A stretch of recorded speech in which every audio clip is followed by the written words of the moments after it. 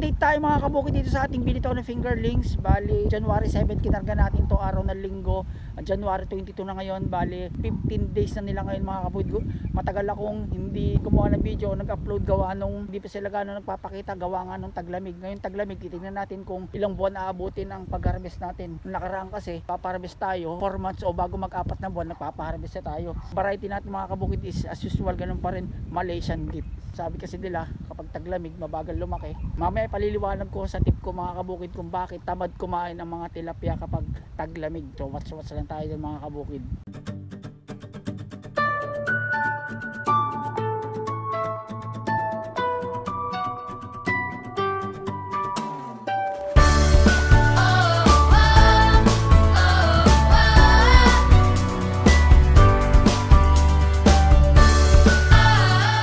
Bali nung una mga kabukid nagpapakain tayo, kalahating tabo lang, tapos bigla nag 3/4 isang tabo. So ngayon ika 15 days, kahapon nag-start ako ng 2 tabo mga kabukid. Pag umaga medyo tamad nga sila, hinihintay ko munang sumilip yung araw bago ako magpakain kapag umaga. Pero pag ganitong katanghalian, ito tirik ang araw, dinadagdagan ko 2 tabo. Bali ang karga nga pala natin mga kabukid dito sa 5 pispan. Ito yung 1 may tabing kubo, ito yung 2. Bali na iba na, di tulad nung nakaraan kasi natagdagan tayo ng pispan. Number 3 yung dating malaki, yung 3. Number 4 ito, yung mga naglipat tayo nung nakaraan. Tapos ito yung number 5, yung malalim na parte na yan. Bali fry mas pa rin ang pinapakain natin. 3 times a day tayo nagpapakain mga kabukid.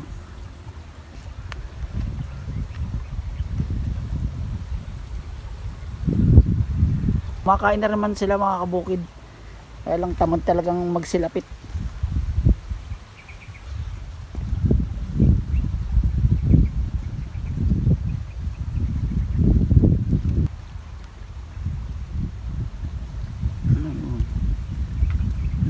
Bali ang size na nila mga kabukid siguro mga kalahating hinliliit o higit pa.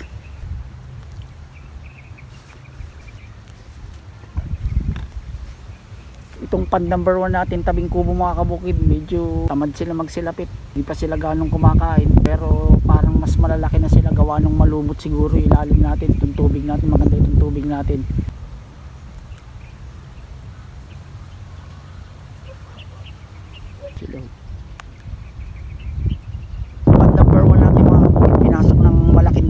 So kailangan agapan natin kasi kaya niyang ubusin to, kakain ng mga fingerlings.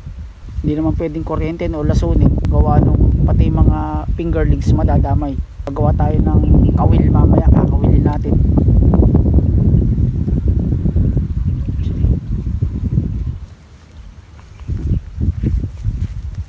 Brownie, test yan.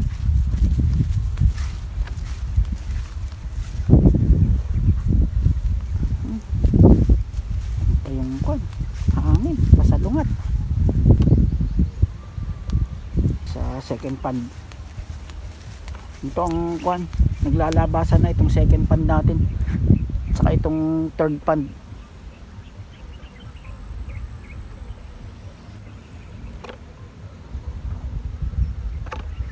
So ganun pa rin ginagawa natin, kailangan ikutin natin sila lalo na ngayon taglamig kasi hindi pa sila nakasasanay na lumapit.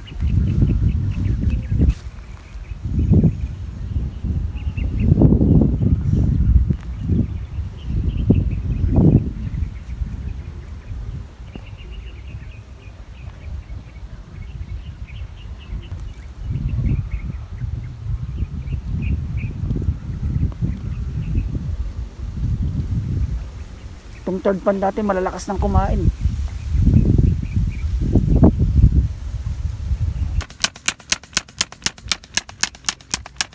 Dito sa third pan nakaraan, dito tayo umani na maganda. Dito yung malalaking size nila, itong third pan na to.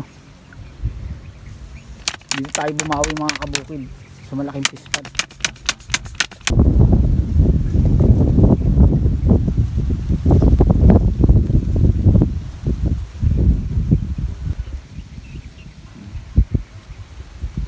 Bali ang tubig natin mga kabukid is gatuhod pa rin, hindi pa tayo nagpapalalim kasi nga maliliit pa sila. Dito naman tayo sa port pond. Ito na yung port pond natin, yung dating naglipat tayo.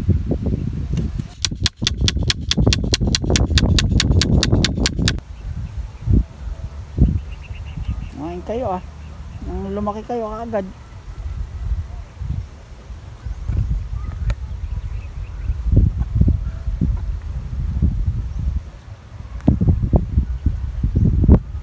Kaya pag biglang uminit mga kabukid, samantalahin yung pagpapakain sa kanila. Damihan nyo na kasi sa umaga tamad pa silang kumain. Parang babawiin nyo lang o susulitin nyo yung hindi nila pagkain sa umaga. Bawiin nyo sa hapon o kaya sa katanghalian. Ito namang pipan mga kabukid, itong panlimang pispan natin, parang mas malalaki sila gawa nung mas maaga silang kumain saka maaga silang umamo. Ayan, papansin nyo. Siguro sa kondisyon ng lupa, matagal kasi hindi nakargahan to mga kabukid, kaya maganda ang kondisyon niya.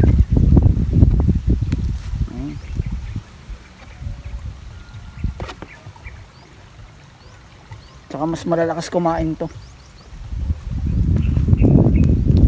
Ayan, malaki nila oh. Almost kuwan na sila mga kabukid, malapit na sila mag ganito.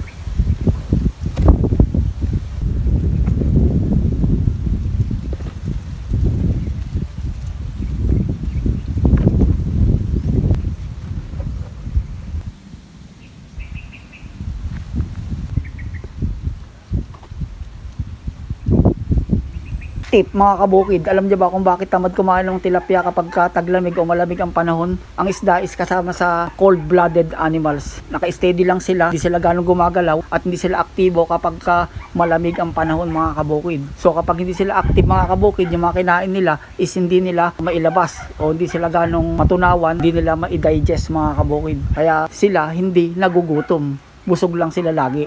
So kailangan pag magpapakain kayo mga kabukid, kailangan tirik ang araw. Yun, tip lang mga kabukid. Mga kabukid, ang update natin ngayon dito sa ating bagong bitaw na fingerling. Sana mas parang nagustuhan nyo at saka sa ating bagong tip. Shoutout nga pala kay Boss Romel. Mga gustong kumuha ng fingerlings, sigay ko lang dito yung number niya, saka messenger niya, chat nyo lang siya. Pwede siyang deliver o pick up mga kabukid kung maramihan. Sa mga hindi pa po nakasubscribe ng ating channel, Beno's Channel, baka pwede naman subscribe na Beno's Channel. Meron din tayong FB page, TikTok, Beno's. Salamat mga kabukid!